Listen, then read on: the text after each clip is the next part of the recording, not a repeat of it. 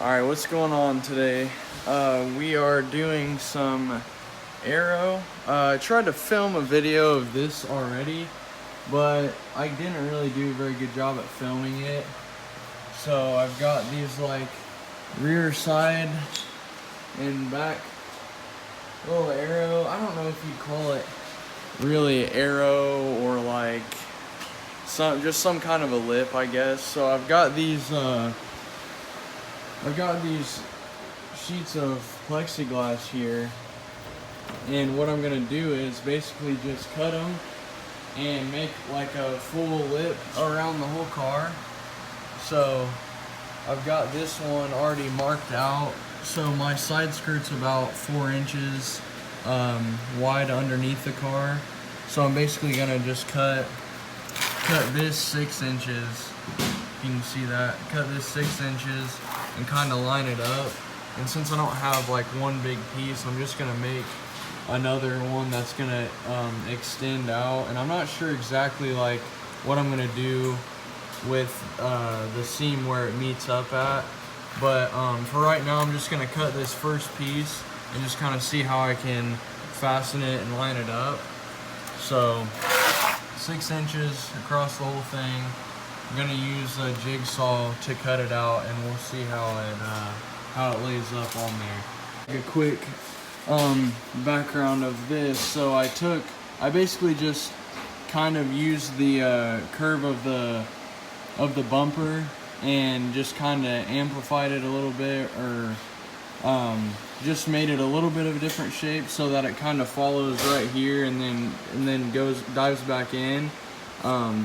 And then I was trying to do something a little bit different back here with these little points.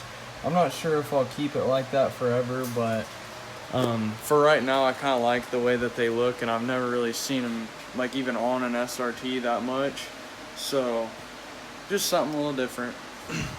So I'm just using a fine wood blade on this jigsaw here, electric jigsaw. So cuts it pretty good with a wood blade.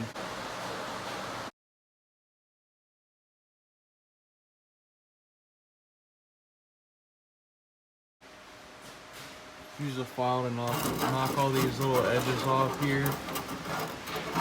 Get all those nice and cleaned up, and then we'll kind of try and mock it up and see what it's going to look like up on the car. So I want it to come right up to the edge here, but you can see this little gap right here. There's like a part that comes down, so I'm gonna have to measure this so that this part clears, make like a little channel so it just like kind of sits. I want this to be up like this, kind of, but I don't want there to be a gap right here, so I'm just gonna notch this out right here so that clears. Looks like I'm gonna have to go about 1.5 inches in, and then about 3 inches deep. So once I get rid of that, this should sit pretty flush up on the bottom of the side skirt.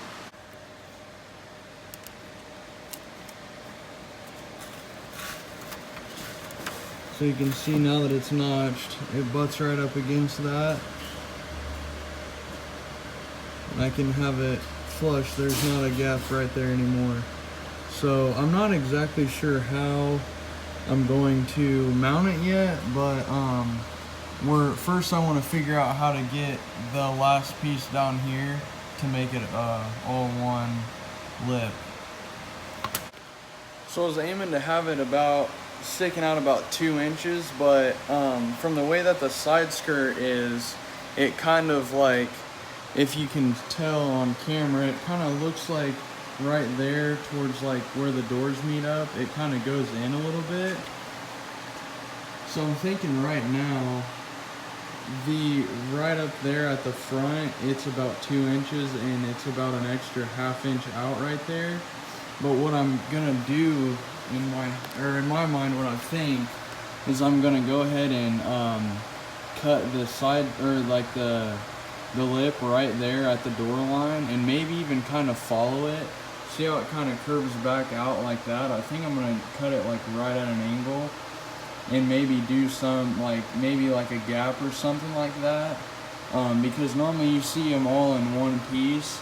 Maybe I'll go ahead and utilize that as something like it follows it, so that way it'll be a nice break off point to go along with the rest. And I'm thinking that it kind of seems like it goes in a little bit, but that point and this point are about the same. So the way I'm gonna measure it is to put the second piece to where this gap right here is at about 2 inches, so that it will match the very front right there. So basically I'm just gonna go ahead and mark a line about with what I'm thinking the door line's gonna be at, cut that, and then just try and figure out what I want the last piece to look like. So this is all like trial and error. I did the back pieces the other day, which I just basically cut out what I thought would be a good shape and then flipped it over and matched the other side. But that's just like, one piece by itself, and it's gonna be kind of weird trying to make them two-piece on one panel or one side, I guess. So this is all kind of trial and error, and like I said, I don't even know how I'm gonna hold them up yet. So we'll figure it out.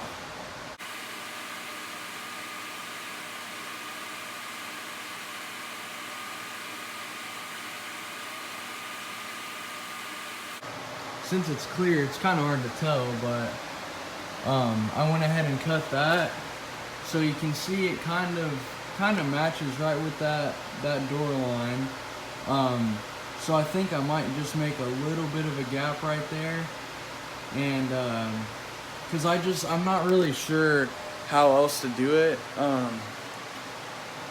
Because no matter what with the material I have, I can't make it all one piece, so I have to do something. So my initial thought was make something more like kind of, I don't know if you say radical or more extreme, like just a weird point or something like that, kind of like how I did the back of the bumper, which I might end up doing anyway.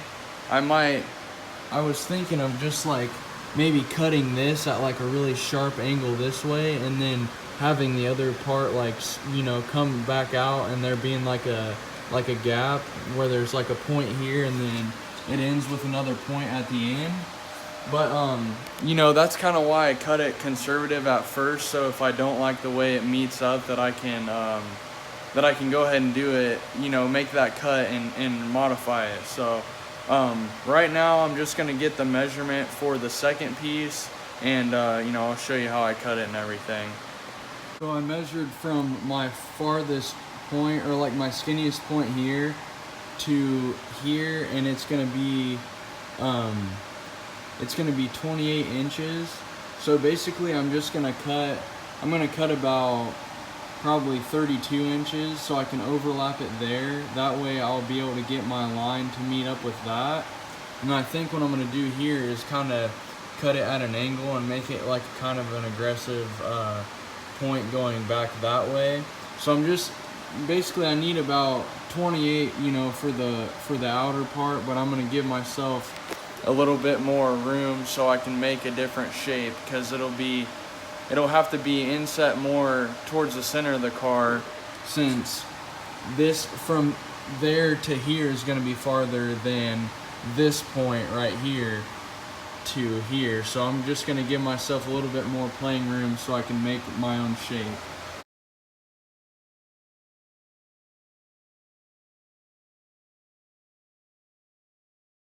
What I decided to do, what I did instead was I gave myself 2 extra inches on my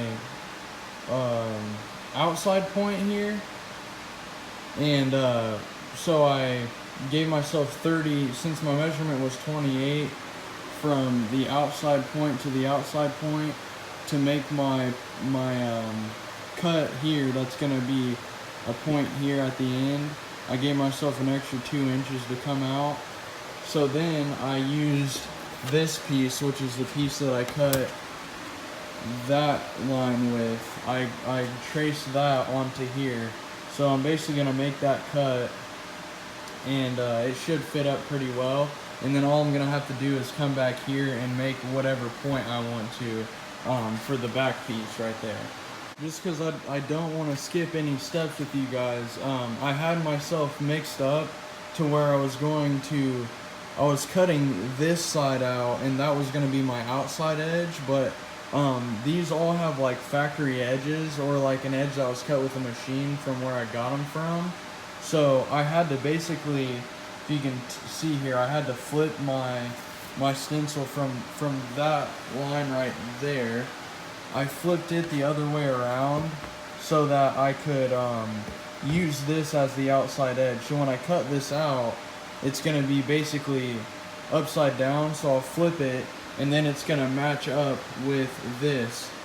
So before, I measured this as my 30 inches, but instead I flipped over and I measured this side as my 30 inches. So I hope that wasn't too confusing, but I just want to make sure I let you guys know everything that I'm doing so that you guys can see at least what I go through exactly to make this happen. So now I'm getting to cut this piece out.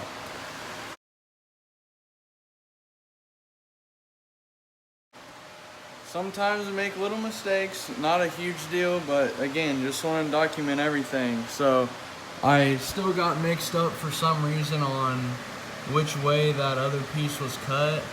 So you can see that little bit of overlap, which is not a huge deal at all, but just again, so you guys can see exactly what's going on here. That's not a bad looking little thing right there.